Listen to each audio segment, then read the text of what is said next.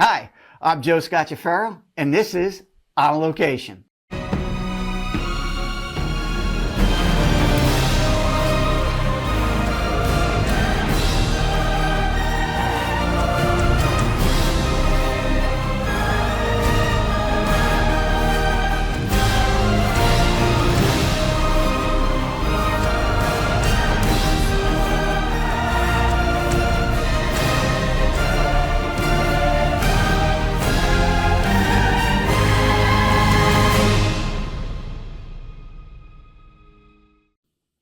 All right. I know I say it every time, but I got great guests. I don't know why they keep coming.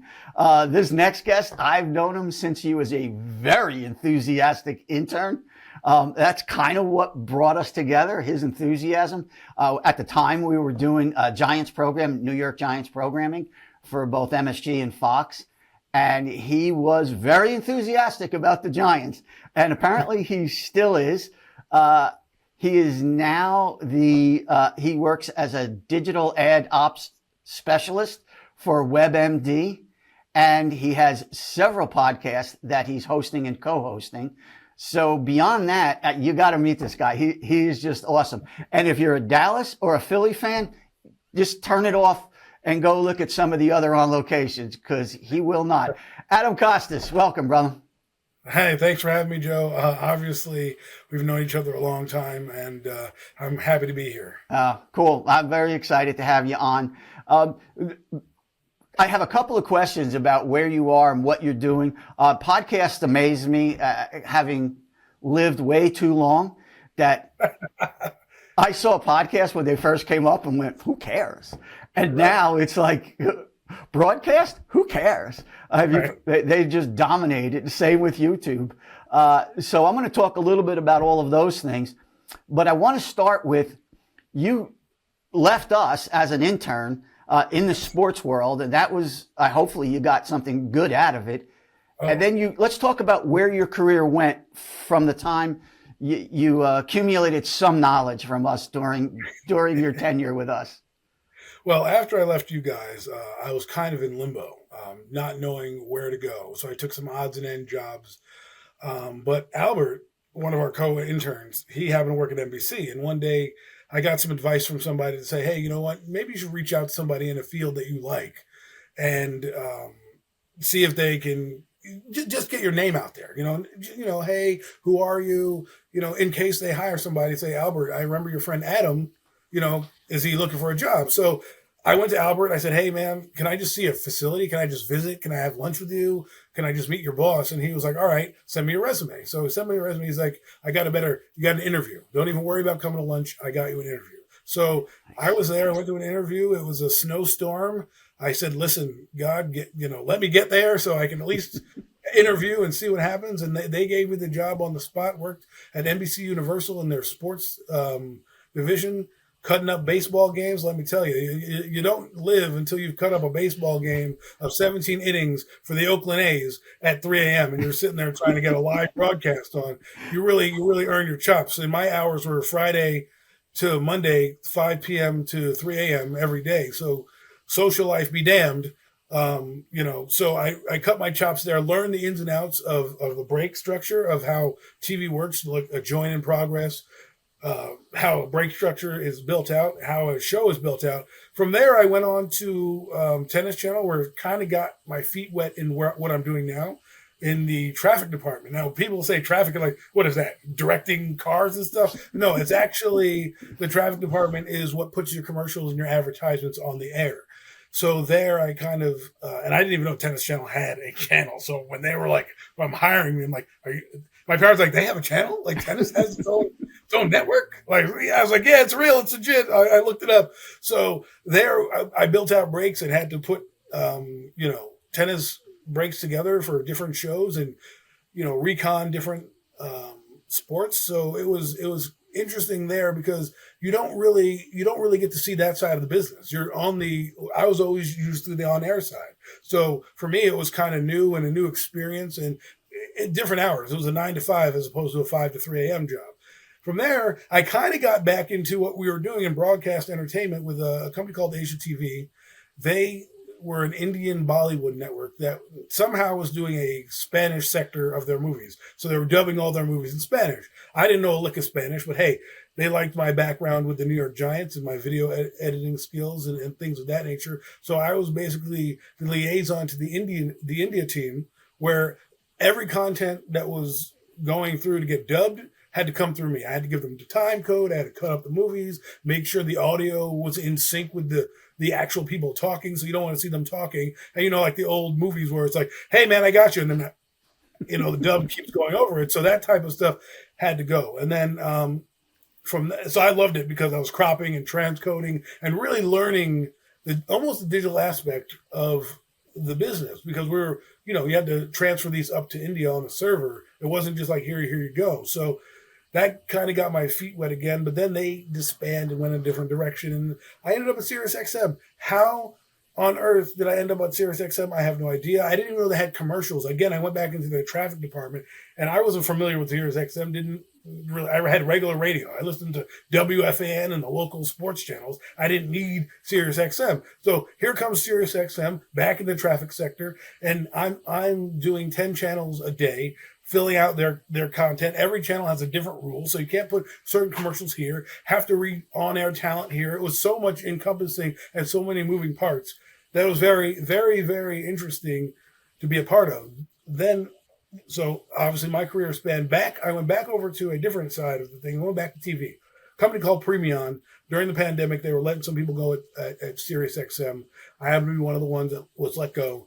And I moved on to Premion, which is an ad company, a digital ad company that puts ads on for like a Sling TV or a YouTube TV, that type of platform. I never knew it existed. I absolutely loved it. I was like, this is my wheelhouse. Thank you, Joe Scacciafaro. You actually gave me my talents that I needed. Because it was funny. One day I was searching for a job, and my dad goes, why don't you do something that your skill sets fit you for? And I was like, what, a tape logger? Like that, like, come on, like where is that going? And let's hold that question, because it'll get to where we are soon. So here I am at Premion, and we're working, loving the job, loving the ads, really crushing it. I'm doing like 30 commercials a day. I had to process them. I had to transcode them, make sure they played out with the correct ads and everything, and then send them off. Now, this is where I learned about the demographic part of the job, where, hey, we're going to target a certain area, a certain geo, a certain geography, a certain, age group, right? And this is where we really got into the fine tuning of it all. But just like in anything, in this business, contracts don't always last long. So after my contract was up there, I moved on to another company called Insider, where I got into the digital side of things, where I had no idea what it was about. And what it was, Insider, if you're not familiar, is a company that's like a newspaper, like the New York Times, but a more up-hip New York Times, right?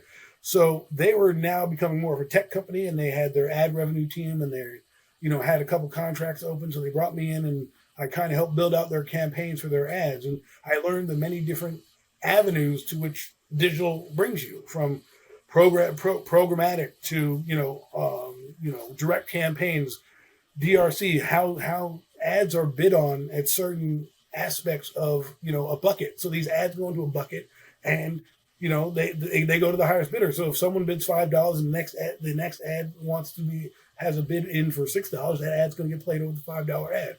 So these little things, brought me in, and it really led me to where I am now with WebMD. WebMD hired me. I'm their digital ad ops specialist, as you said. And this is remember my father said, hey, find a job that fits your skill set. Well, this is it. I did tape logging with you, which is detail oriented, which is if I miss up a time code or anything and you're looking for an Eli Manning clip, and I put Eli Manning in the description, and it's at 3 minutes and I put 2 minutes, and you're sitting here waiting a minute to get that stuff, it could mess up the whole broadcast. So similar to that. In digital ad ops, my day-to-day is putting ads onto the website. So if you've ever been on a website and you're, see ads pop up all over the page, you're like, dang, these are annoying. Well, I'm that annoying person that puts that up there for you. And in WebMD, it's mostly the side that I work on is for the doctors and nurses. So it's kind of like regular medications and things like that. And you need to be detail oriented, because they have flight dates. So that what that means is if they're going to air from July 1st to July 31st, if I don't put that in, they could air longer or shorter, and that could affect the revenue that comes in, right? And so what we tend to do is we build out these campaigns, and they come in. We take the information, we look at that information, we process that information, put it into our order system. That pushes over into Google. Google has their own ad managers platform where they can control the frequency of the ads and how often they play or how many impressions they meet. Coming from TV, when I heard impression-based media, I thought you were dead. Like that was not talked about in TV. When you're in TV, you needed actual Nielsen ratings, not impressions. Impressions was a guess. Like, oh, we guess you're going to get 1,000 people, right? In Nielsen, it's like, yeah, we're guaranteeing you 1,000 people. So in digital, it was a totally different avenue, a totally different, being. And I absolutely love it because it's more on the tech side. And I've used everything that I've learned from the Giants to now. And if it wasn't for the New York Giants and the experience we gave with you, which meeting you was one of the things that changed my career because you were the one person that gave me a chance to kind of get into the business. And obviously our story is kind of interesting. I sat there across from you.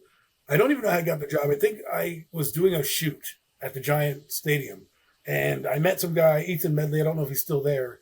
And he was like, I texted him I emailed him one day. I said, hey, do you have a job? And he's like, no, but I do know somebody that fits your criteria. Let's move you over. And then I guess Don Sperling talked to Christina, and Christina brought me in, and I met you. And I never forget our conversation. You brought me in, we interviewed, you go, I like you. But normally I don't do this, but I really like you. I said, normally I hire college students and with credits and everything. You don't have that. I said, listen, you give me an opportunity, I won't disappoint you. And you're like, all right, I'm going to give you a chance. And I don't normally do this because, again, I only work with kids that do this. Because I get it. You're sitting here. I have nothing to gain. I could quit on you any day. I'm not getting any credits, not doing anything.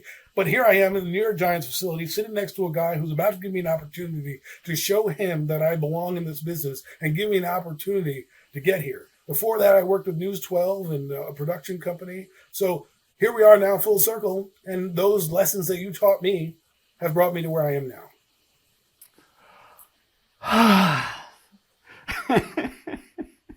I know that's a lot to unpack. I was just going to say, okay, well, that's about all the time we have right now. So when we come back, Thank you. Adam, I got a pile of questions. I was going to start writing notes, but I think I can pull most of them out. Yes. First off, thank you, but you're giving me way too much credit. I just identify things and open doors, and if it works, it works. If it doesn't, it doesn't. But you took it and ran with it. We did have some interesting moments, and just so we can qualify, people get confused. Faro Productions was hired as a production company to the New York Giants entertainment department, and we produced their show. So I would bring in the crew, and we would go through it. We produced the programming for the networks. And then they had their own digital, and that Adam came on and we always, once the season started, one of the things we told our interns was you won't see the difference between the New York Giants and Faro Productions. We become one unit at that point. So that's just a qualifier for everybody as Adam went through his litany of gigs that he's gone into. But you say something, and I want to make sure this point is made, and you're going to go back and describe it a little better, is you went from point A to point C to point B to point F to point G. You kept moving into different places. They didn't necessarily fold into each other.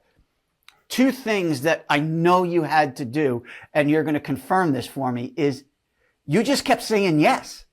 Somebody would say, can you do this? Yes. Right. And then you'd figure out how to do it.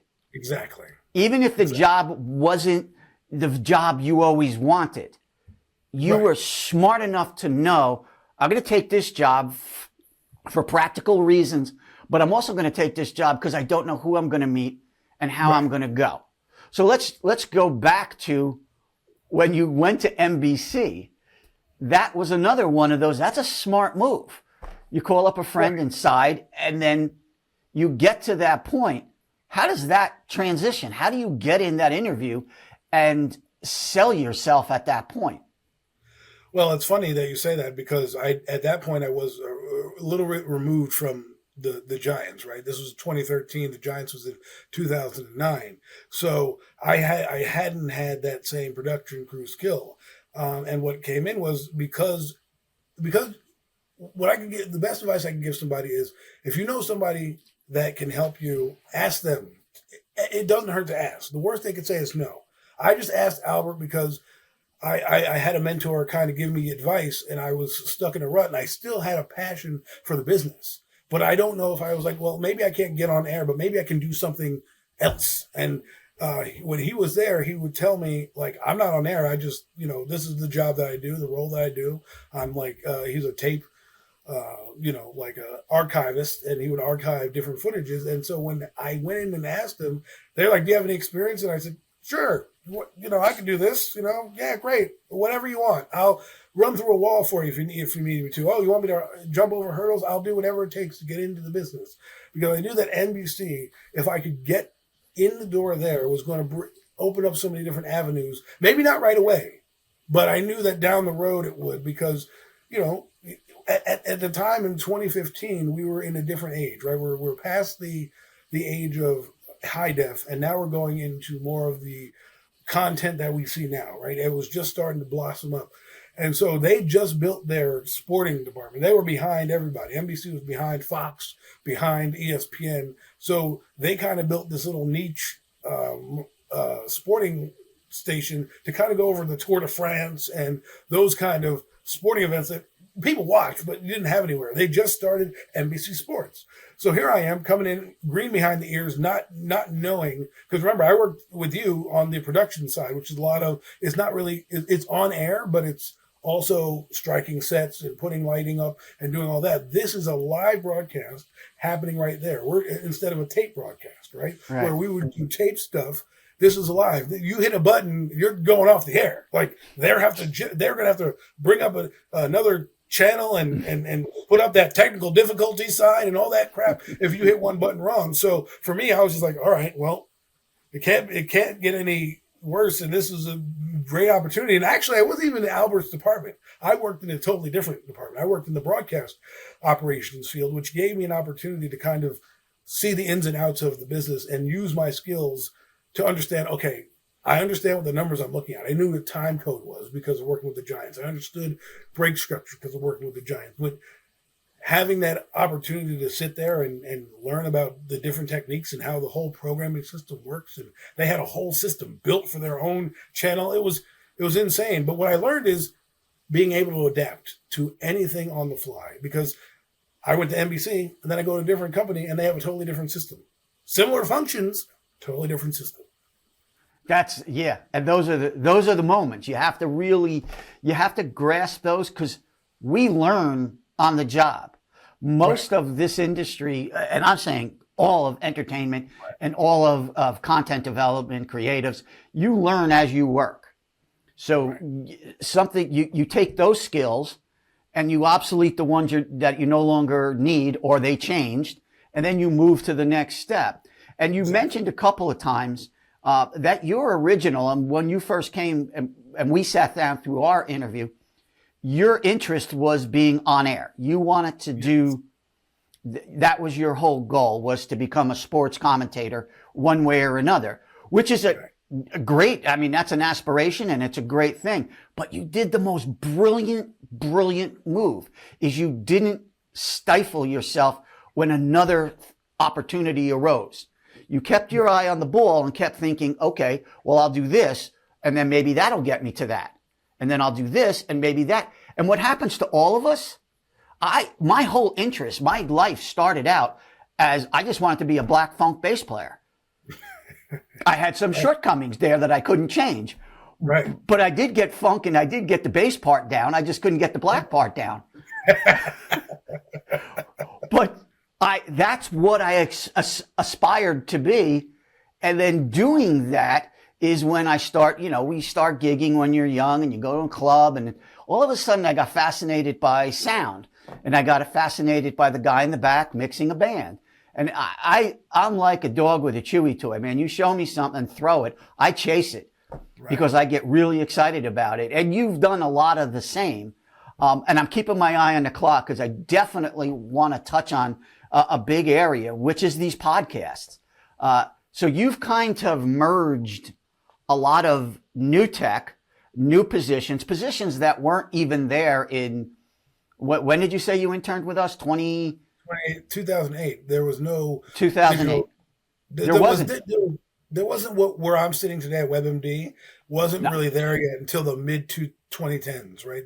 That decade is kind of where, we're using internet now more and more, and we can reach more people, more eyeballs and stuff. So that's where we're at. Yeah, that technology, like you had mentioned earlier, was impressions and all of that. That's when the marketing people and salespeople got a hold of the internet and realized, we could advance this so much more than what we could do on even cable. There's no way to know things. And here we could really fine tune who's watching what and how long. Right. And they quantify it because now you're on a device. So you're not just on TV. So now you're getting impressions for a tablet. You're getting impressions for a phone. You're getting impressions for a laptop that we're sitting on here. So now you're basically taking your data and now saying, well, now I can reach more eyeballs. So that's why I can tell you, I can give you these impressions, because before Nielsen, I can only reach, let's say, 1 million people. Now I can reach double that or triple that because they've got people on iPhones and all types of other devices where you can reach them as well. So it's not just one linear way of reaching your consumer. Right.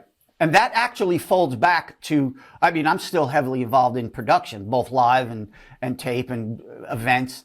But the feedback we now get from the people who are doing what you do, and that collective data tells us, before we ran on our creative instincts. I think I worked at MTV and we didn't know what we were doing. Just did stuff and people like it. Okay. But then when I went from MTV to, actual networks, Fox I got the gig at Fox because of my work at MTV, but CBS, NBC, the more Tiffany networks, they didn't want that look. And nobody knew whether it worked or it didn't work.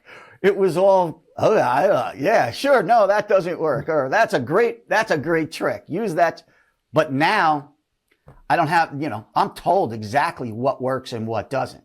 Well, I think the pandemic helped push this part of the industry forward. We had Netflix and all this stuff coming up, but it wasn't as in the forefront as it was. Once the pandemic shut down, advertisers had no way to get to you outside of these devices. So they had to rethink how to do things and build platforms that probably shouldn't have been here, probably would be coming out right now a little ahead of schedule because of what was happening. So they're like, we have to roll this out and launch this out and work out the kinks as we go. Yeah, super insight. That's great. That's a great point.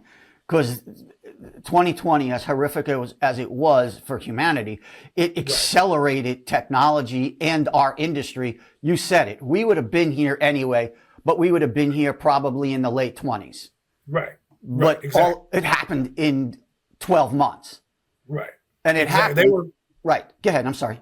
They were building this out. They had this on the horizon coming with all the platforms, like I said. But because like YouTube TV and now Sling TV and now you got every different platform there is, and now you've got Hulu and all this and streaming and let's get rid of cable. So that wasn't going to be here until about 2025. They even said it like this technology was supposed to come out like the mid 20s, like where we are now. And because of that, they had no other way. They had to say, well, we have to pivot. And that's what you learn in this business. It's all about pivoting. And because of that, you open up more jobs, such as for mine, more job opportunities come out. And let's be honest, we're kind of a niche industry. You got to know somebody or know something about what's going on and follow the latest trends to get your jobs, right? So that's why I can bounce where I can bounce. I know that I'm in a job that's always going to be growing because the internet's not going anywhere, and they're going to be bringing up more platforms as we speak. So, if you're a young guy in the job or gal, learn the outsides of the business. If you think you want to be on there talent, hey, maybe you want to put ads on TV. You never know. There are so many different jobs that are going to open up. Don't be discouraged if you don't get where you want to be right away. Yeah, great piece of advice. Because that's the other thing. I mean, I've done some work with a lot of the bigger universities. I just finished a run with NYU, and it was interesting to me that, apparently, an NYU student is the elitist. They're the top of the cream of the crop, blah, blah, blah, blah, blah. But it was interesting that when we started developing programming as a group, they have 3 aspirations: actor, director, screenwriter. That's what they think the entertainment industry is. But all the nuanced things that go on, there's thousands and thousands of cool jobs, and there's thousands of things you could do that are definitely something that you would gravitate toward, but you don't know they exist. Right. And that you have to have your spirit.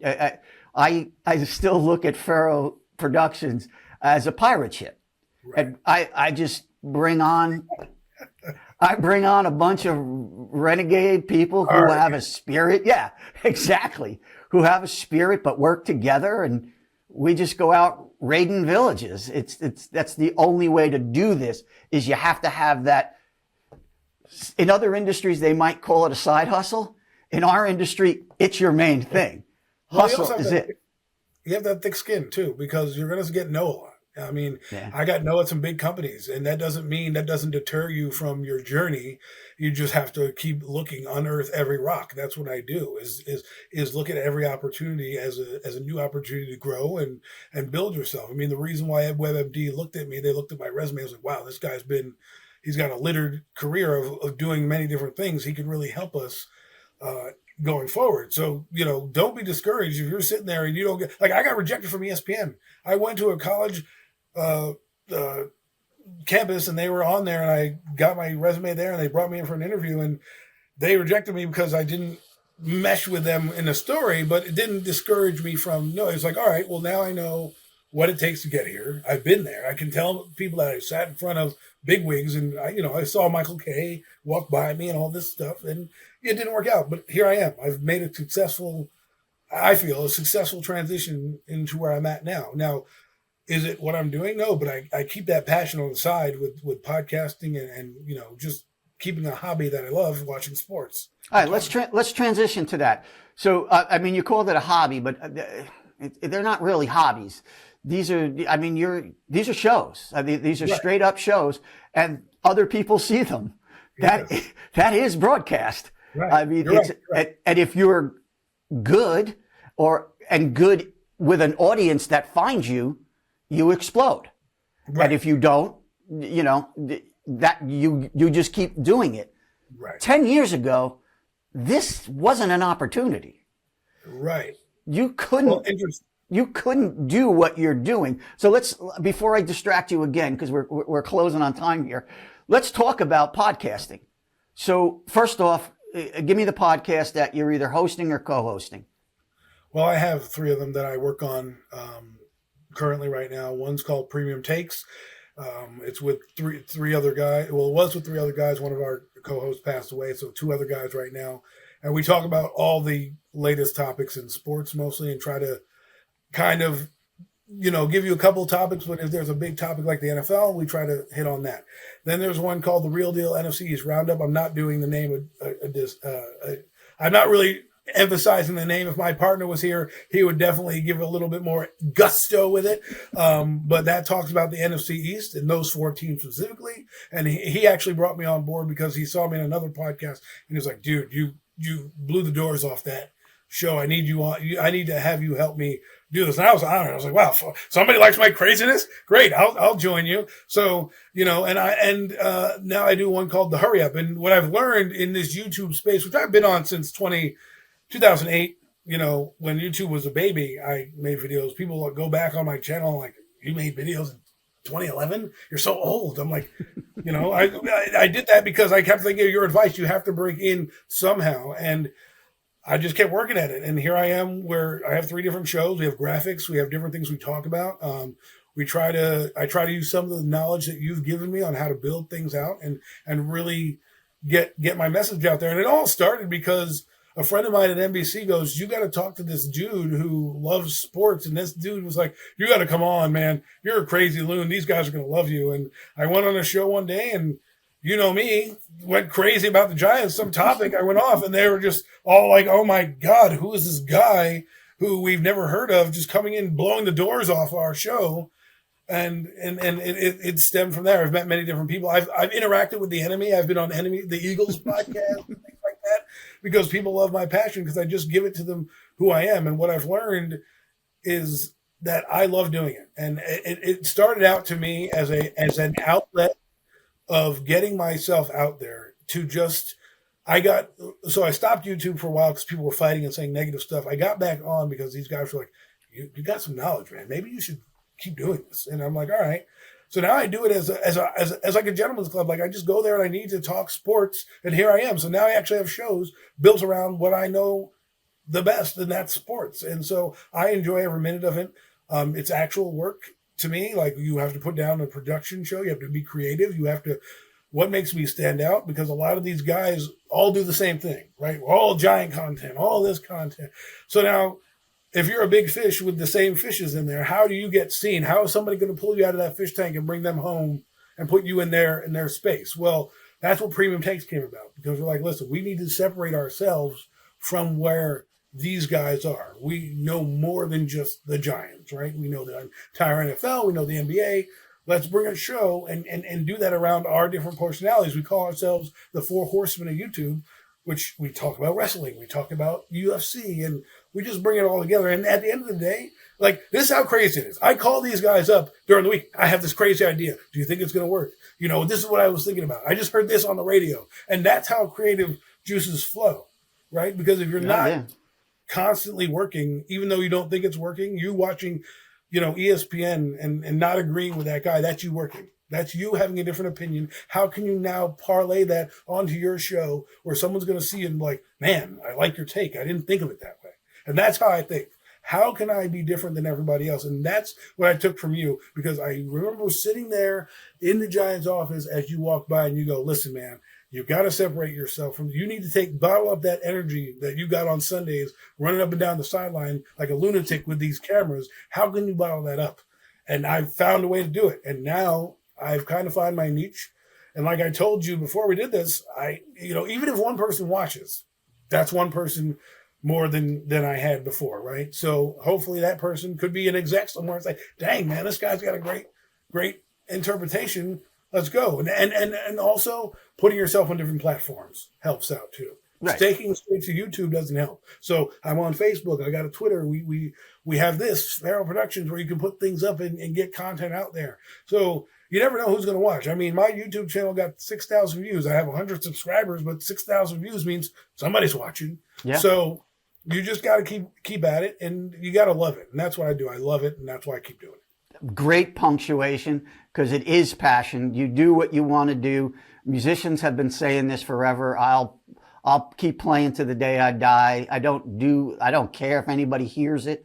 It's just, you breathe it, but it's passion. You got to love it, and you got to follow that. So much of what you're saying is invaluable to people. And starting in podcasting, like I said, I've watched this evolution on the outskirts, and I'm saying, okay, this is how all of this started. I'm so freaking old. I remember being little when they advertised cable used to have a billboard. Yes, billboards on the highway. It had a billboard that literally had a coax cable. For those of you who don't know a coax, go look behind your television. It's the cable, and that's all it said. Cable's coming. That was it. And I mean, my dad and that generation were like, who cares? Why would we want that? I have an antenna. I'm not going to pay for television. Then I watched Sirius come along and go, we have satellite radio. And people were like, why am I going to pay for radio? And now everybody pays for radio. And it was podcast. Well, who's of these guys? Who are all these people? Well, now they're all famous. Rogan, that whole crew, they're bigger celebrities than most network people and get paid accordingly. So don't poo-poo a technology as it's moving up. Put yourself out there. Do it because you love it. You would have never had a chance to all of a sudden at whatever age you were with us, 22, 23, to walk out onto our studio and get on Fox TV. That wasn't going to happen. And there was something else that came to me as you were talking, and it's definitely relative to this. Jay Glazer, who is Fox personality, I don't know what that face was. So Jay's out there. Jay's a roughneck. People love or hate him. He has a style. Chris Russo has a style. You either love or hate him.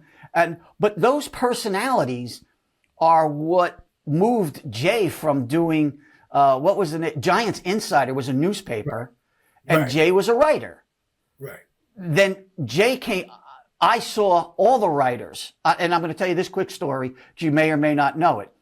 The writers' room in the Giants Stadium. They're all the beat writers, and beat writers are guys who cover. I'm not telling you, you know this, but beat writers are guys who just cover the team during a season, and they literally go to the stadiums, and they're all in this. So I happened to be doing the television shows. I'd leave the studio and I'd go into this beat writer's room, and I was fascinated by the arguments, the personalities. These are all quirky writers, and they're just a different breed than the professional. Hi, I'm Papa. There's a very different feel.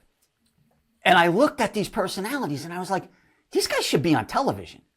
So I built the online show around them, bringing them on, and then Pat Hanlon, and you work for chemistry, you look for certain personalities. And the point I'm getting at is it took a while of coaching and teaching them to be on camera, to let that inner personality come forward. It's hard for somebody when you're just a writer and you're not getting. They all have podcasts. Now they all have podcasts. Exactly. Now, and then all of a sudden, their papers were saying, you have to do a stand-up at the end of the day. And I used to see them outside with their phones on a stand, and they're talking to that. And I've watched their evolution to now they're celebrities. They're on Inside the NFL. They're on Good Morning NFL. They're everywhere. And they're SMY shows. They're everywhere doing on-air stuff while they're still writing. But that was caused by technology. And that was the technology that forced, okay, if you want to stay relevant, you can't just be a columnist. No. You have to expand. And these are guys well seasoned in their world, and they had to or get out. And you've said this innumerous times throughout this interview. You've got to keep seeing what's on the horizon, make your adjustments, and get to that. Right. And you got to kind of ride, I wouldn't say ride the wave, but I like to tell people we're in the content age, right? We're in the content age of everything, right? We overwhelmed where content is. But what that means is there's something out there that could be for you. You know, if you like candles, maybe there's a candle podcast you could be a part of or something like that. Like anything that you want to do now, podcasting has given you that platform to do it. A way of it started out with someone talking, and everyone's like, well, who's going to listen to this? But guess what? You get away from the filament and you can talk about anything, because sometimes on the radio you don't want to listen to hockey. You want to maybe you're just a football guy. Maybe you want to just listen here. And what podcasting is allowing everyone to do is get in many different genres. You don't have to be the bass player anymore. You can be a trumpet player. You know what I mean? You can do many different things and be creative. And I think what it's allowing us all to do is find our creative niche and find what we love to do. And that is what I think content was about. When we started TV, if you look at the older shows, they were built on dialogue. They were built on storylines. They weren't built on gotcha. Now, with a podcast, sometimes they don't see you. So you have to make them compelled to your story and what gives you that story and how you bring it out there. I always look at it like this. I tell people like this. When we create a podcast, I want it to be able to listen to it when you're mowing the lawn or you're in your kitchen cooking dinner and you're just like, these two guys are talking my language, right? That's it. I don't want to get the fluff or commercialize it or anything. Just be you. And I think what podcasting is allowing people to do, like, for example, Jordan Renan, right? Everything's moving to digital. He has to make a podcast now because not only has to make a podcast, but he has to make a podcast to his article. right? He just wrote this article, this beautiful article about the Giants, right? Now he has to podcast about it, and he has to make all these segments, and you get to see his creativity going forward. And I take some of where I've been and the evolution of TV and where it's going. Like TV, cable won't really die, but it'll change over to probably paid program at some point, where it's just going to be all channels are going to have paid programming on it, and you're just going to have to find your things elsewhere. And that's what people are doing. They're getting tired of the same old stuff. So let me go to YouTube and type in blah, blah, blah, blah. Like how I got into YouTube, I saw some guy on YouTube talking about the Giants. It's like, wait, I've been doing this since 2011. This guy's sitting in his living room yelling about Daniel Jones. I've been doing that for years. Why? Let me get back on camera. Now everyone can be anywhere. You can be outside, and doing it. You could be on the computer. Take advantage of the content age while we're in it and while it's still growing, because it is like a rocket ship going to the moon. And I don't know when it's going to peak or when it's going to stop, but just grab a hold and hold on to something, because you're going to see when you look back in 10, 15 years, you're like, wow, podcasting was so this, and now we're at, whatever is going to evolve, right? And I think my job with WebMD wouldn't have been here without the internet and without certain things growing within that framework. And I still think that I'm in entertainment with a podcast and what I'm doing now. They both coexist, because I understand how ads are needed to put on and drive revenue and drive people to your site. But I also know what on-air talent needs to do to kind of keep you coming back to watching my show, changing it up every week. You can't do the same thing. You can have peanut butter and jelly every day, but if you don't add, a banana or something to it, you're going to have the same flavor, right? So try to change it up. Think outside the box, and maybe, even though you're playing at, maybe you have one show, maybe that one person says, man, you hit it on the head. Let's go. Dude, I'm speechless. That was just awesome. I'm going to steal half of that, and I'm going to make it my own. Go ahead. I'm going to podcast the crap out of that. Go do it. That was awesome. Adam, you just blew me away. Rarely does anybody shut me up, but that you said so much in such a brilliant few words. Dude, I gotta go, but thank you. We're going to get you back, and we're going to get you involved in Faro City, because you have so much talent that we can do it. Hey, we just opened up the gallery. The gallery's open. You can get your membership up there. Why don't you throw up some of those podcasts, because our audience is only industry people. Right. So it's not going to be like I got 10,000 views, but 5 of them can change your career. You may only get 200 views, but all 200 can change your career. Exactly. So, and you're going to find, simpatico with other members. There's just a lot of stuff. And man, you're a value plus for Faro City. Well, thank you. God bless your family. Hope everything works out. Appreciate it. I will stay in touch with you, bro. Thank you. Thanks for having me, and I look forward to putting up some of these podcasts. Cool. Peace.